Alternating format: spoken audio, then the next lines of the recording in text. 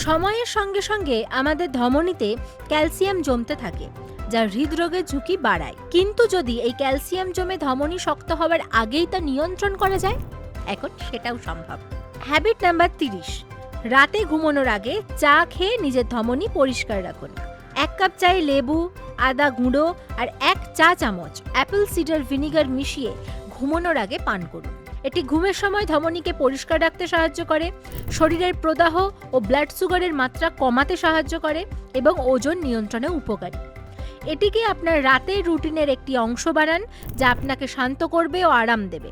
এতে হৃদযন্ত্র ভালো থাকে এবং সকালে নিজেকে আরও হালকা ও ফ্রেশ লাগবে। আশা করি আপনি এই নতুন অভ্যাস শুরু করবেন এবং নিজের দৈনন্দিন জীবনে ইতিবাচক পরিবর্তন দেখতে পাবেন। 52টি অভ্যাস যা বদলে দিতে পারে আপনার জীবন জাস্ট 1 বছরে।